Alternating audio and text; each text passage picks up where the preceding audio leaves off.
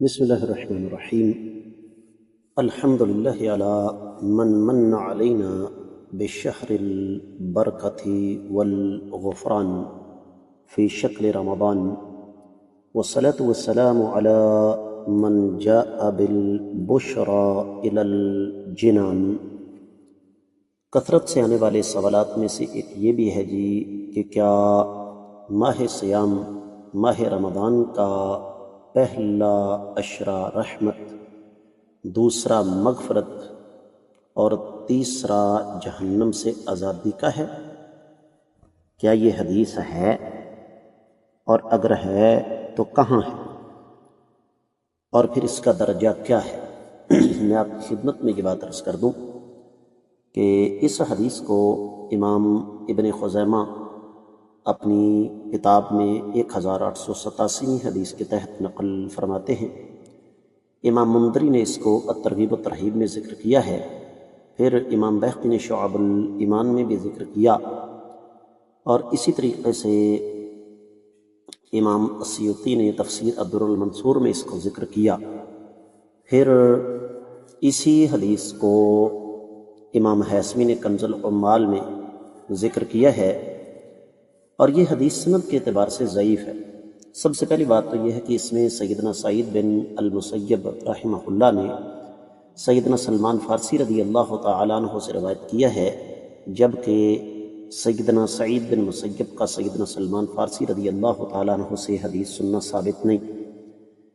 پھر دوسری بات یہ ہے کہ اس کی سند میں علی بن زید بن جدعان ایک راوی ہے، اور یہ اس کو امام احمد بن حنبل، امام یحییٰ بن معین، امام نسائی، امام ابن خزیمہ، امام جوزجانی وغیرہ نے ضعیف قرار دیا۔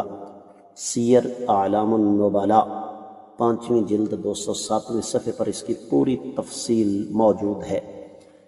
اور امام ابو حاتم الرازی اس حدیث کے بارے میں فرماتے ہیں کہ یہ حدیث منکر ہے۔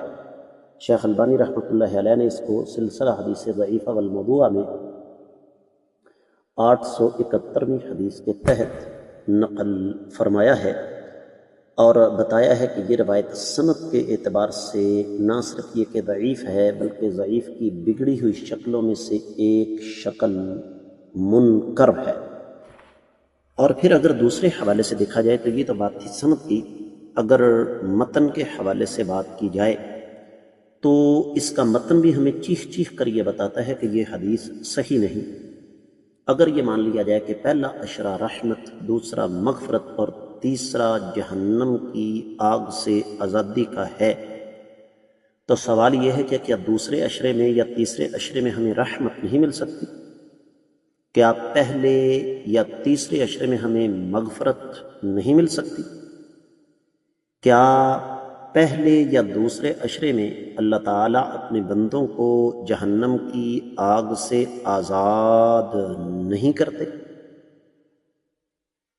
جب بھی کسی حدیث پر حکم لگایا جاتا ہے تو اس کی سند اور متن دونوں کو دیکھا جاتا ہے، جبکہ دیگر احادیث مبارکہ سے ہمیں اس بات کا واضح ثبوت ملتا ہے کہ رمضان سارے کا سارے رحمت ہے، رمضان سارے کا سارا ہی مغفرت ہے، رمضان سارے کا سارا ہی جہنم کی آگ سے آزادی کا ہے۔ لہذا غیر مستند احادیث کو بنیاد بنا کر ہم اس قسم کے مسائل اپنی طرف سے نہیں بنا سکتے۔ میں امید کرتا ہوں کہ آپ کو اچھی طرح سمجھ آ گئی ہوگی۔ واللہ تعالی اعلم۔